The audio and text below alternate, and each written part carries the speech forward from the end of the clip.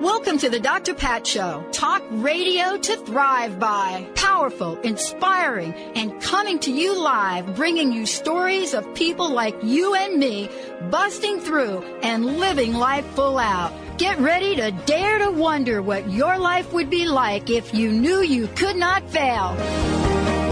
Hey everybody, welcome. It's so great to have all of you tune us in and turn us on. We are thrilled. We've got a special series we're doing with all of you, bringing you to the forefront to clearly understand for the most part. And I say for the most part, because I think we are all work in progress. I don't know. Is it plural, Benny? Is it singular? What is it? You're not asking the right guy on that one. Yeah, huh? boy. I know something. Progressing. Progress. See? Yeah, I think you and me, we go like use. Like, I thought that was a word till I was 21. Yeah. Like U-Z-E, use. Yeah. But we have a great show today because, I mean, believe it or not, words do matter. I had a moment last night and I was listening to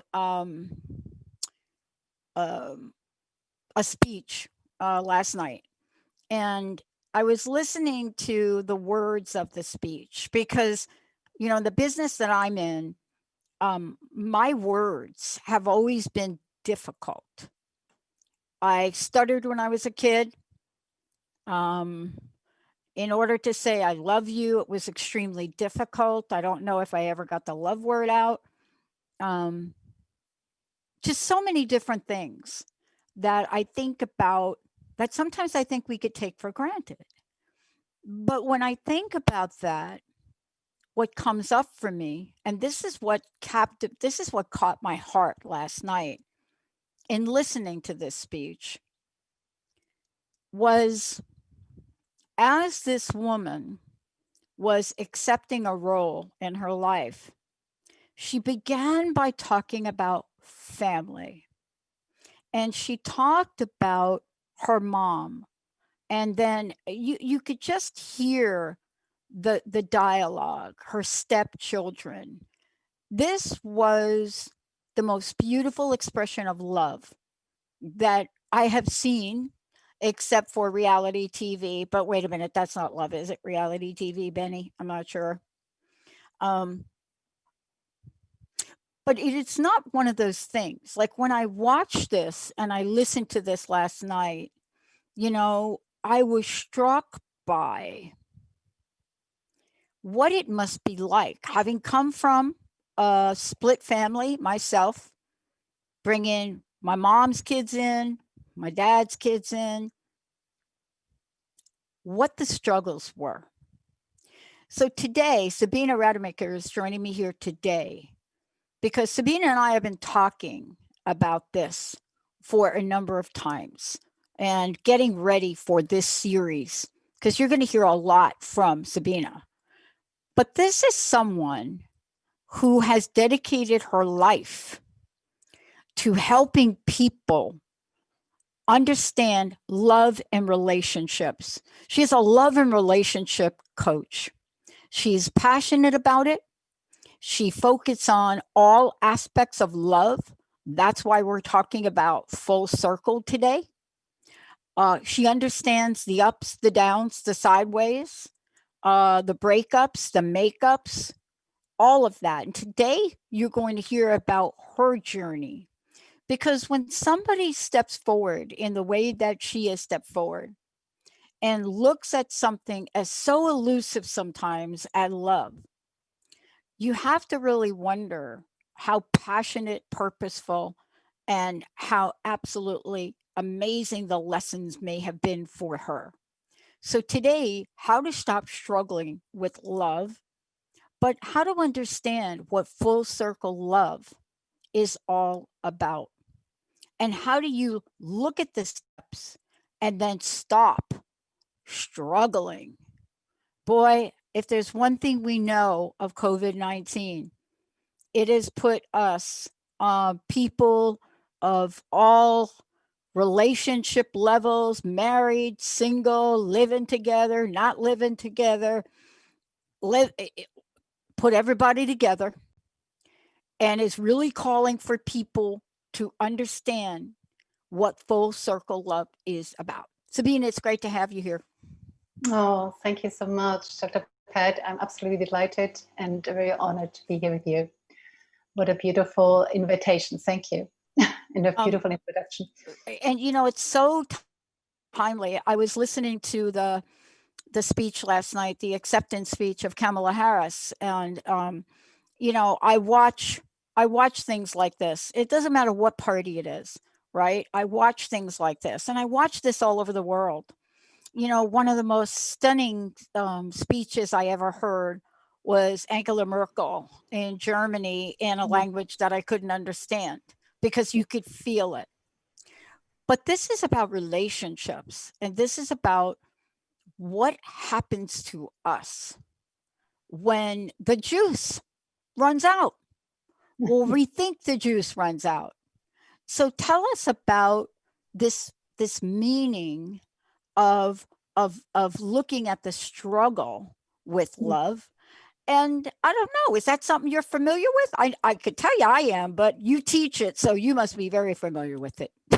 Oh my God, yes. But before I really go into that, about my own struggles, and I just want to say very briefly what you said in your introduction so kindly. Of course, my life has shown me everything what love is not, until one day it literally hit me that love is a state of being and it's not a demand, it's a gift. And when I integrated that, then suddenly everything came into the forefront and understanding. But yeah, the full circle of love approach is it's actually to live and to use consciously your inner powers of love.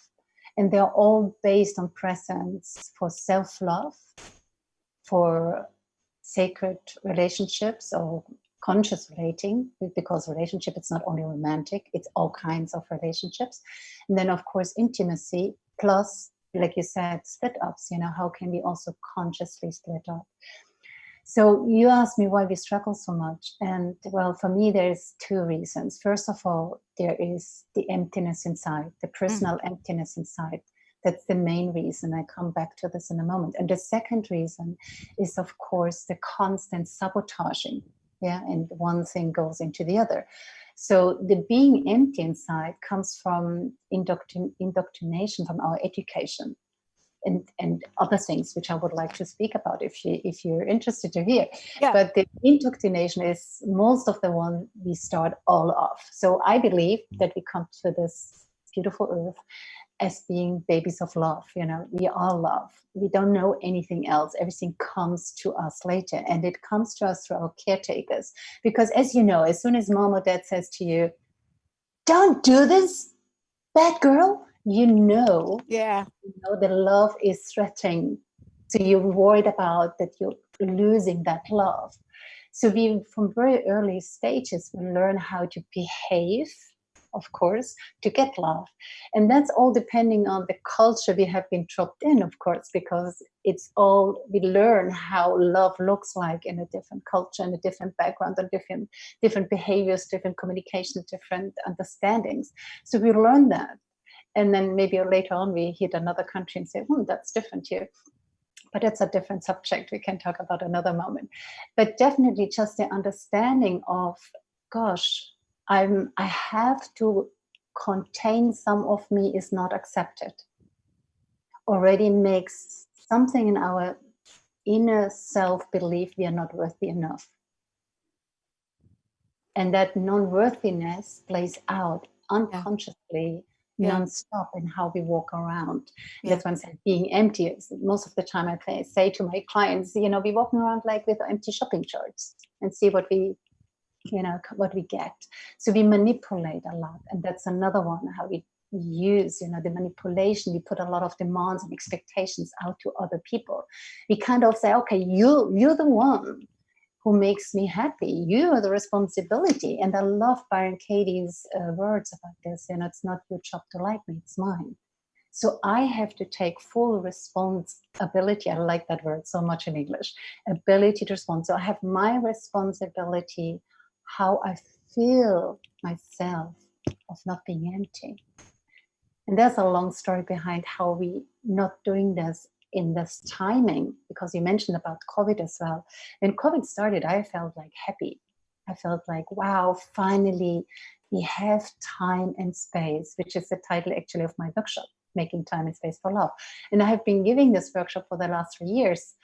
And because I feel like, how on earth do we take so little time consciously for the most precious thing we have in our life, which is Yeah. love?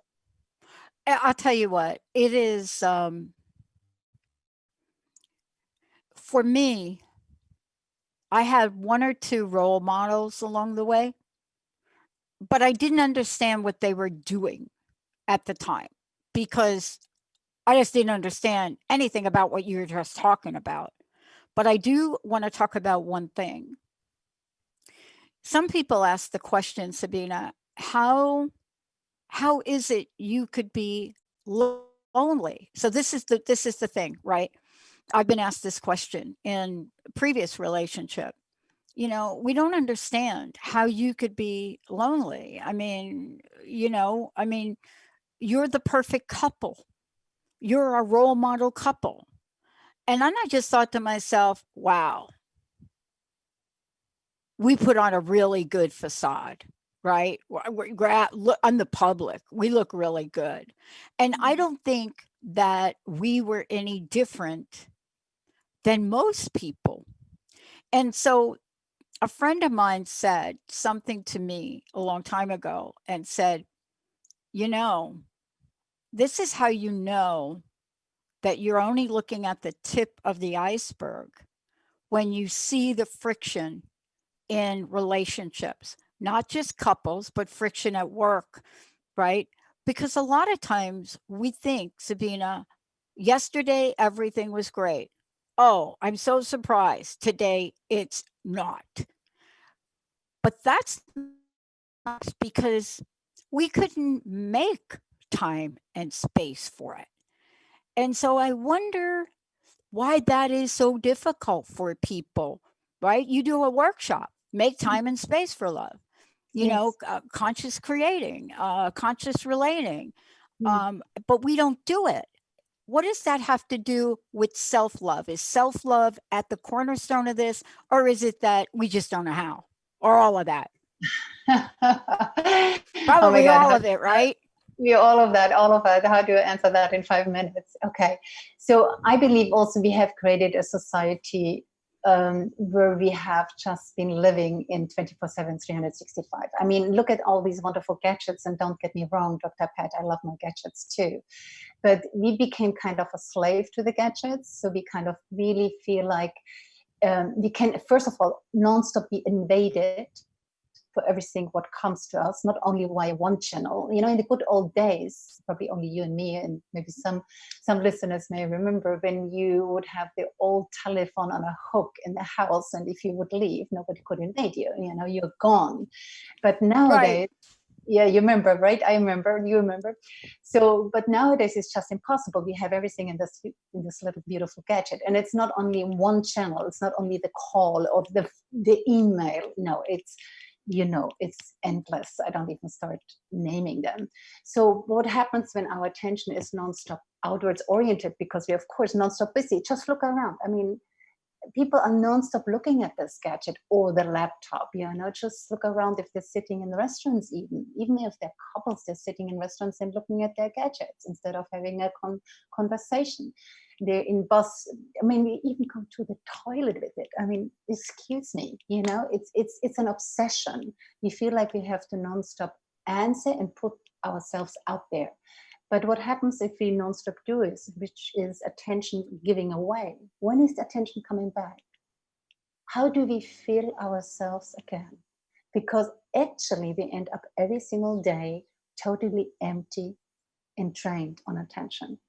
And nowadays I coach people who are 10 years younger with burnout, lost, confused, not knowing where to go, kind of giving up on love than 5 years ago. I mean, see how much this has been growing. And now with COVID, it has been become worse. I first thought, hallelujah, we finally have time and be with the one we're with. And if you don't have a partner, then there's a lot of time to invest in yourself, to get to know yourself. But look around, you know, most people, most families have not taken advantage. Some do, thankfully, some have. They really kind of, I think you mentioned it once to me, stories about more kindness and more and more consideration for others. I think you spoke about when you had a walk with a friend. Yeah. I think you did that to me one day. And but still, it's still in the mainstream, it's this rush. And even the home lockdown office, the people have been just using it to sit in front of the computer instead of taking time for their families or their partners. Yeah. And one of the things I want to ask you about is because people, I think sometimes myself included, we create this curtain of confusion. I like to call it the curtain of confusion.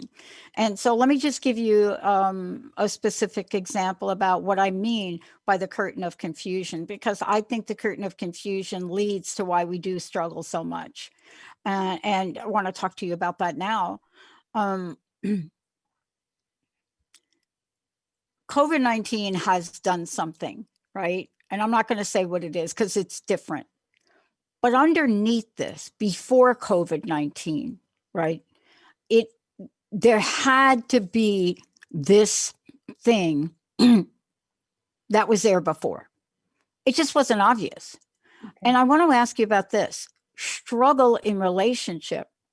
And when you talk to people and you try to get underneath it, they may not say the word struggle, but you have a sense that it's in there, right? You know what I mean? I mean, people may not walk up to you and say, we're struggling.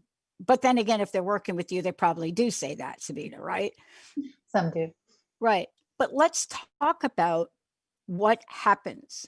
That struggle goes from once in a while to almost every day, right? What are some of the things that you've discovered along the way that starts to build up that curtain of struggle and confusion? What have you noticed in working with people? Yeah, and I would say it's not only in partnerships, but of course it becomes more obvious in relationships. I'm not referring only to romantic relationships. I mean, to it's everywhere. Yeah. I mean, the workplace right now, that's a whole different show we can do. But boy, the way that things are being played out or acting out in the workplace right now, and that is a show, because those are relationships. And sometimes, Sabina, aren't those work relationships? Like I had a relationship with a boss once that were stronger pretty much than any other relationship in my life. So I don't take those lightly. But let's just start for a minute with the struggle of relationships for the people that you're working with. Do we even know that we're sabotaging love? Do we even know that? No. And that comes again back to what I say, being empty. So if we don't have, for me, self-love is a pillar of any relationship. If I don't have self-love, if I don't love myself, nobody can love me, nor can I love somebody. Nor do I know my needs, nor do I know my values, nor do I know my boundaries. But I'm sitting here just expecting you, the other, to fulfill everything, which sometimes I'm not even know what I want.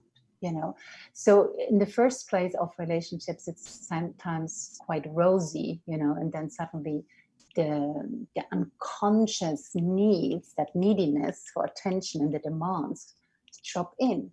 And what happens, I mean, just if you imagine I'm your partner and I'm just sitting in front of you in this needy, just give me, love me attitude, what would you in the end kind of feel? I either get sick of it and say bye, or what happens a lot in relationships, they become codependent because they're using each other for the excuse of their unhappiness. What a big price to pay, right? But things can be solved easily if most of the time I say you need a guideline. It's like Alice in Wonderland. If she comes to a crossing and she says, was it a rabbit? Where do I need to go? And she said, well, where do you want to go? Well, I don't know. Well, what matters then? Just take the path, whatever. But in relationship, this leads to failure most of the time and to sabotage and a lot of problems. We need to know who I am. I need to know my values. I need to know my needs. I need to know how they feel when they're fulfilled, when they're not fulfilled. I need to know these values. For my values, I know my boundaries. Just recently, I started to coach a man in his late 30s, and he was actually coming to me because he just wanted to accept himself and let go of wondering and worrying all the time about other people's thought and thinking of him. And he wanted to become open and kind. And when I started to look at his needs and his values, and he suddenly saw that's actually exactly what he wanted, something started clicking. Yeah. Because they were already in him. He just didn't see it.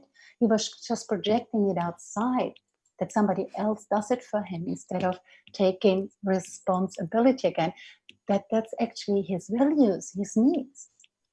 Yeah. And you know what's interesting too is like I remember the first time, Sabina, I heard the word codependent, and I honestly didn't know what it was at the time. And I wasn't really sure in what context, but this has become one of the most used words outside of narcissism, one of the most used words in psychology in our contemporary times. And I'm just not talking about academic psychology. I'm just talking about how we help people become their true selves, right? Because sometimes we can get so enmeshed that we just don't know how to separate to the point that we even know what we want or know what we like. You know, there's this movie, right? With Julia Roberts and Richard Gere. And it's not the Pretty Woman one. It's the one that came later with the wedding thing. And she's always like taken off. Oh, yeah. Runaway Bride? Runaway Bride. That's it. Yeah. Runaway Bride. And the end of the movie is so telling when he says to her, I bet you don't even know what kind of eggs you like. And she didn't. And so when they come back together at the end of the movie, she tells him what kind of egg. Now, why am I bringing that up? It seems like such a benign thing. Like, seriously, why are you talking about that? Because isn't part of the struggle, and I'd love to hear what your experience is, isn't part of the struggle that we lose sight of parts of ourselves if we don't take time and space for ourselves? Absolutely, Dr. Platt. For me, this is the key element for everything. So when I say the inner powers of love is actually presence, authenticity, and commitment, and that needs time. That starts with yourself, you're getting to know yourself, and then the commitment of really wanting to evolve and to grow constantly, and authenticity to just be yourself. But what we do is, because of all the baggage we carry around from very small on, we just please, which is for me manipulation to get love. And then we please so much that we get resentment. And with the resentment, we start blaming, defending, attacking, projecting. This huge resentment of not being good enough and you not giving me what you want is a lot of guilt, shame. It's so mixed in all that relationship issues. And it comes to the forefront if it's not addressed first and foremost here, and it needs time. And then, of course, go ahead. No, I want you to continue, because we're going to talk about this when we come back from break. The word kind. The word kind. It is such an important word. And I often wonder if we have lost sight of the power of that. Do you know what I'm saying? We live in a world where if you're not texting or tweeting or responding to the president's tweet or somebody else's tweet, or you're worrying about what this person's doing, I mean, how can we remind ourselves of kindness? Do you want me to speak something about it now or after the break? No, why don't you speak now and then we'll go to break, because I'd love to hear what you're saying about this, because I know that this is part of what you help people with. Yes. Well, it starts again becoming kind first and foremost for yourself. If you don't have kindness to self, how can you be kind to others? It's like, how can you, if you don't love yourself, you can't be loving anybody else, or nobody can love you. The word compassion is for me very powerful, because people break into tears when I teach them to have compassion for themselves, for the inner animal, and just be in this radical acceptance of who they are, and not needing to fulfill any role and identity they have been thinking all their life they have to fulfill because somebody put it on them or they created themselves. But there is no greater weapon than kindness, and kindness starts here. And for that, you need to be able to be deeply connected to your inner self. Yeah. We're going to talk about this more. For those of you just tuning in, by the way, we're taking your comments and we're taking your questions. Please feel free to give us a call. If this is you, if we're talking about you, if you're wondering, I don't even understand what's going on with the relationship in my family, with my children, with my spouse, with my partner. And I just want to say this one thing for everybody out there.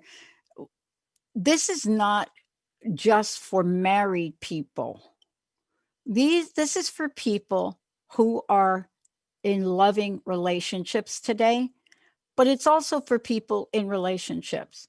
So whether you are somebody that is married, not married, in a relationship, partner, living together, you are connected to someone. Maybe it's your mom. I don't know.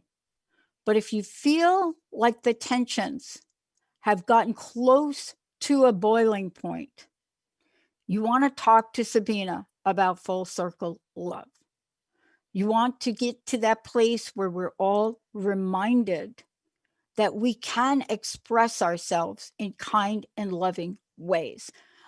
When we come back, we'll make sure you have information on Sabina, but more importantly, we'll make sure that we take your questions, 1-800-930-2819. So full circle of love.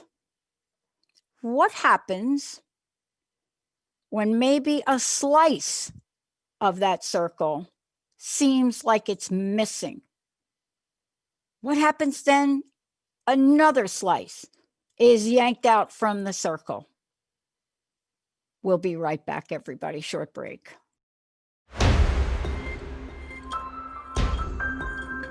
Oh my God, Benny. Okay, you played that song, right? I went right to the movie. Ellie Goulding, right? Yeah, Ellie yeah, Goulding. good job. Yeah, but I went right to the movie. What's the movie from? Or what's it from? Which 50 movie? Shades. Oh, okay. 50 Shades of Grey. All right. Yeah. I have a feeling Sabina's going to do a show about that, and one of the upcoming things we're going to talk about here. But boy, I went right to that. Welcome back, everybody. I am so thrilled to have Sabina Rademacher joining me here today, because we're talking about full circle of love. So I just want to say to everybody, this is not something that you just wake up one day and you say, oh, I think I'm going to do it. Sabina, how do people find out about you? How do they find out about what you're doing? Well, of course, I have my website, which is www.sabinarademacher.com. Then you can find me on Instagram, you can find me on Facebook, you can find me on YouTube. You can find me also linked through the prestigious Hogwood College in England. You probably have heard from that. Americans love it. And actually, I will give there 2 courses. One is one is a course, and one is a free speech, free talk, which is on the 14th of September. And the 3-part course starts in September as well, but you will find that on Hogwarts College website. And my course, Making Time and Space for Love, you find on my website, which will be already the next one will be running next Wednesday, 26th of August. Making Time and Space for Love. It will actually allow you to find tools, because my workshops are based. I give a little introduction so you understand what it's all about, but it gives you tools to reconnect to your inner wisdom and to your inner self. And then, of course, it comes back to what we just talked about before break, about the kindness. So how do we actually listen to each other?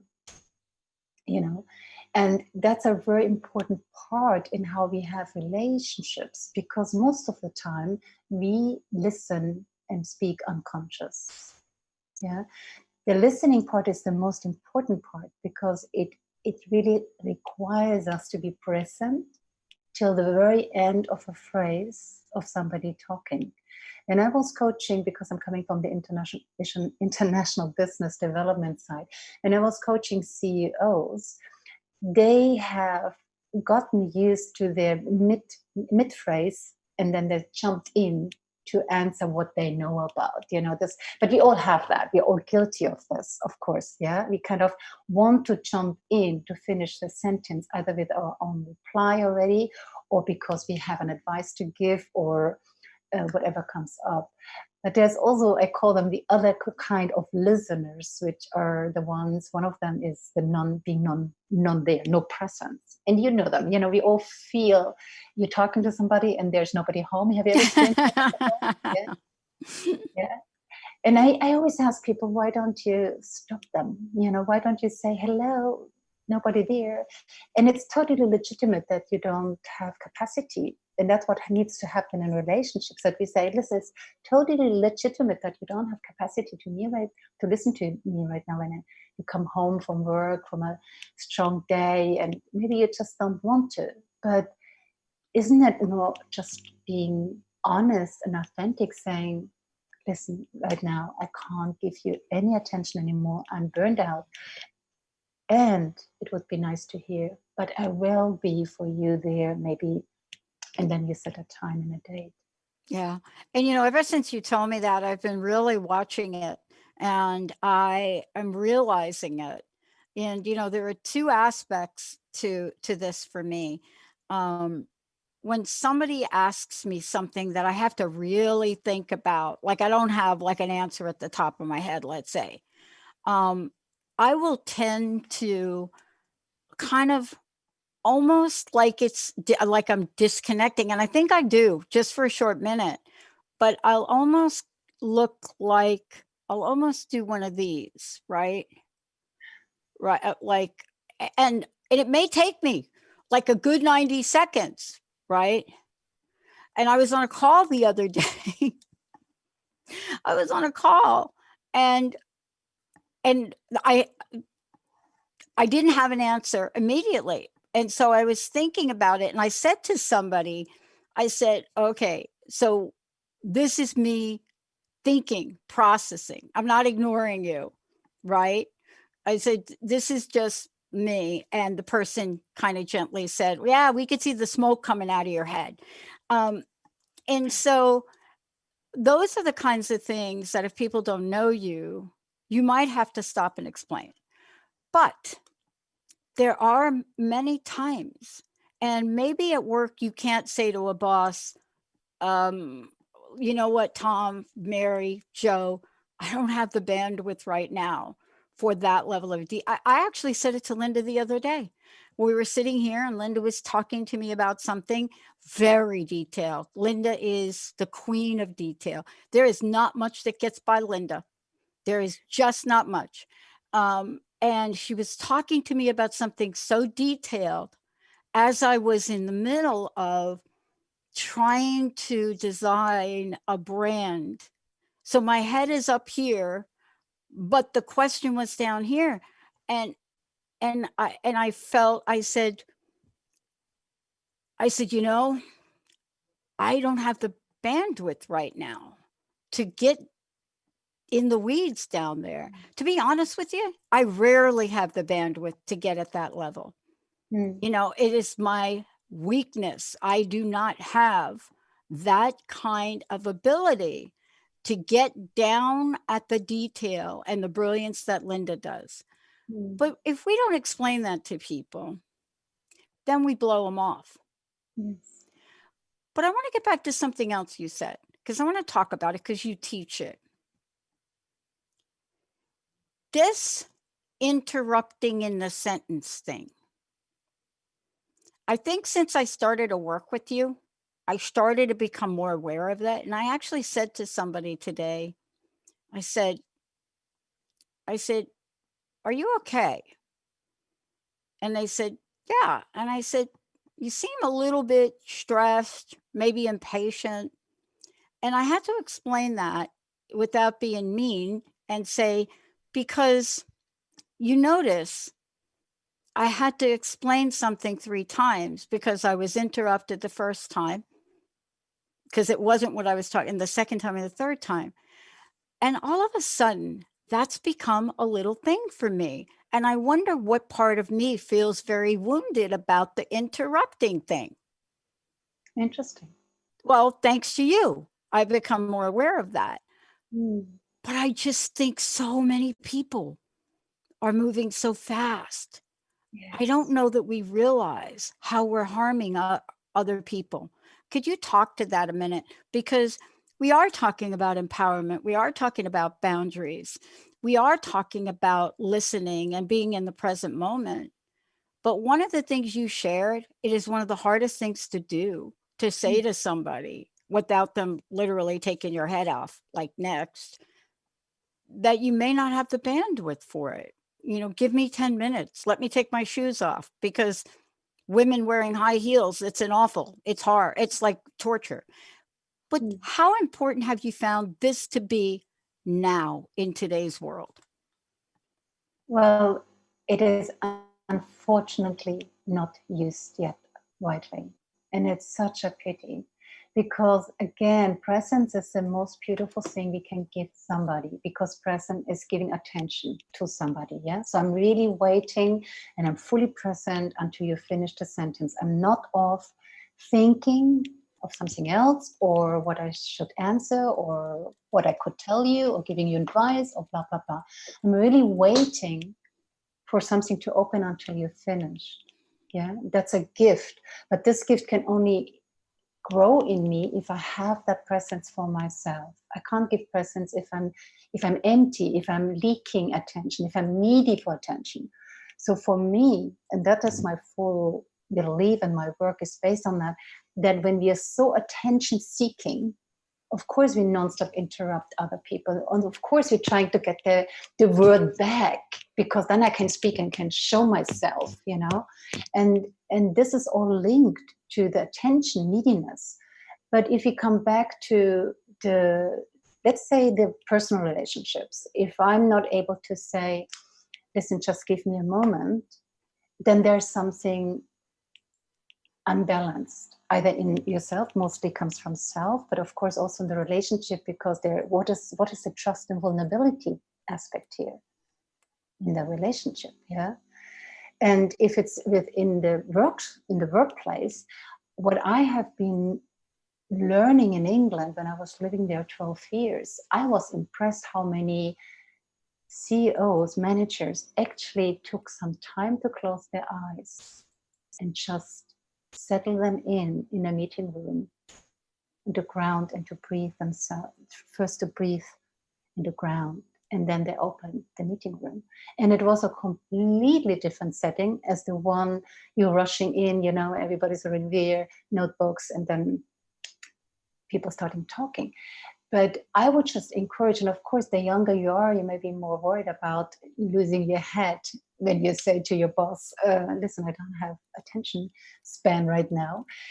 But as you know as well, there's cultures who have longer attention span than others, and America's on the one which has the shortest one.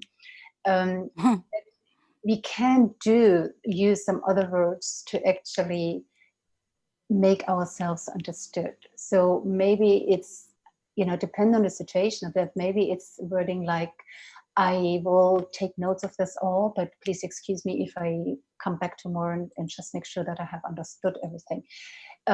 Or may I come back to you if I have any questions? It really depends on the level you are and your knowledge and the situation. Are you in this workplace for long? You established, you knew. I mean, there's so many factors, but you see my point. Yeah. Yeah. And I want to ask you about this in the context for the courses.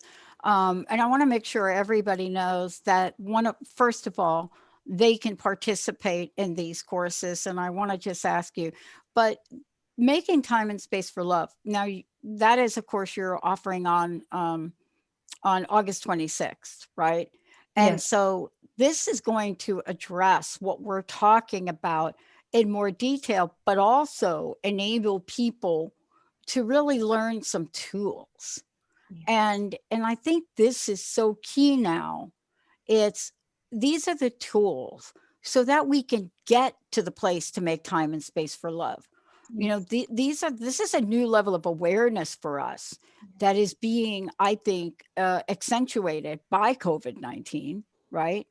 But more importantly, we need to figure out what we can change.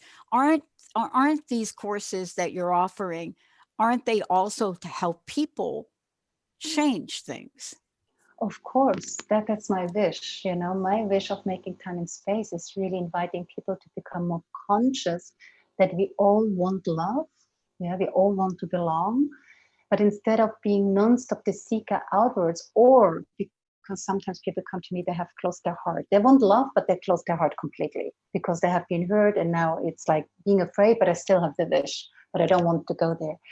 But because I spoke about full circle of love is approach which actually is based on inner powers. So I'm not teaching anything new. It's just making conscious the powers you have actually. So the tools or the exercises I'm leading you through, they will help you instantly to realize, wow, there is something to it. And that's at least the feedback I have been given so far over the last 3 years, and I have been giving this workshop internationally. And I just want to mention, even so it says for couples, and for me, it's important that there's always 2 people in front of the screen, but you don't have to be in a pair, and you don't even have to be different sex. You can be same sex, you can be friends or couples, whatever. It's just important that 2 book and sit on the front of the same screen because we're doing exercises, and it's important. So look, we've got more of this conversation coming forward. Let folks know again, one, how they can take these courses, but also how do they work with you directly? To work with me directly, just listen, I'm always open to a first chat. So plus just give me a call, send me an email, contact me via any of these beautiful gadgets we were just talking about, Facebook or Instagram or email. And we have a chat, we organize a moment to speak, and I see how I can help you. The courses, as I said, is on the website. You find them on the website. All right. Look, we're going to be talking more about this as the weeks ahead approach. And what your body of work is about, the idea of full circle of love, is so important because any aspect of it that might be missing or that we're not able to focus, put attention on, tends to, at least for me, have a ripple effect. And what I mean by that is that if I'm not going to take time and space for love, then it's not like the effect of that goes away. Okay, so let me just tell you what I'm saying.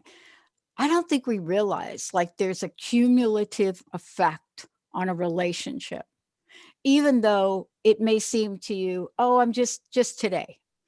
No, but then you look at it and you go and you say, well, wait a minute. There's no time or space for love. And so can these few minutes left, can you talk about how we can approach this and also remove the element of fear, because fear is a main part of what stops us sometimes from taking time and space for love? Well, first of all, it's not only making time and space for love in a relationship, it starts here. Yeah. I need to make time and space for myself first. I need to refill myself to be able to give. If I go empty into the relationship, whatever the moment is of the day, and I'm totally, burn out from the day, there's nothing more to give. I'm rather much more demanding and needy. And of course, if the partner feels the same way, burnt out and is not able to give, that's hot tension there. Yeah, you can see. So how can we create again space consciously to calm down? And there's a lot of different ways doing it, but the consciousness needs to be there first. So that's why I'm saying again, we need to use and live consciously and have the willingness to constantly observe what's going on in myself. What kind of feelings do I bring right now? Can I take responsibility again for my feelings, not throwing them out to you and blame you, but can I take, and even if it's just a short phrase like you saying to your partner, listen, I'm emotional right now. And then all the tension is taken out because the other one doesn't feel guilty. Have I done something wrong? The subject comes up a lot in relationship. Oh my God, she's very mute again. Something like that. So you kind of just bring it open into the space, expressing your feelings. I'm feeling tired. I feel emotional. Give me some time and then come back to you. And you really take that time for self, not going again on the computer, or take a hot bath, take a shower, take a cup of tea, put the feet up, close your eyes for some minutes, breathe. There's lots of easy ways to come back to self. But you really said it. You have to have, number one, the level of awareness. That, first of all, I think we do realize we need that for ourselves. So that's the first step, is what you're talking about, is if you could get to the place where you are aware that, wow, if I just did this, what Sabina was saying, if I just did this, then I could address the next part of the question is, how would I spend that time with myself? Because it's part one, yeah, I realize I got to do it. And then part two is like, well, what does that really mean? Well, it might mean that you go sit outside and have a cup of coffee or something. Or maybe you haven't gotten your nails done and that's a thing for you, right? And you decide, I'm going to go do that. Or you decide, how about a walk in nature? And maybe sometimes you want to do that alone. See, that I think is the hardest thing to do too, when you need this rejuvenation time, right, for yourself. You have to be able to also say, look, love you. I just would like to take this walk this morning as a meditation. Those are also related, aren't they? You just hit the nail. I mean, this is the most important key point, that you really open and honest, if I'm saying again, authenticity to yourself first and foremost, and then to the other. To not pretend, and then the nature is the hugest healing point in our beingness. So when we connect to nature, just being outside, just going into the garden, or just going into the woods if you can, or being on the lake or the ocean, whatever you have nearby, it already fills you with a completely different energy. And that's why I'm saying we have these innate powers. We have these beautiful powers around us, which we can use. If you use them consciously, things change. Yeah. Well, Sabina, thank you. Awesome show. You're going to be back. We're going to do a part 2, part 3, of course. Last question. I'd love to know your personal message, and also, again, let folks know how they can find out more about you. Yes, thank you. You can find me on www.sabinarademacher.com. And my message is to this world is, we don't make peace on this earth until we make peace in here and among each other. And yeah, that's why I'm here. This is my passion, and trying to give this back to society. Thank you. Thank you, Sabina. And I want to say to everyone out there, if you haven't done it today, make time and space for love and start with yourself. It doesn't matter how much time it is, you know, start out with whatever you can, because you're worth it and you deserve it. Thank you all for tuning in. We'll see you next time.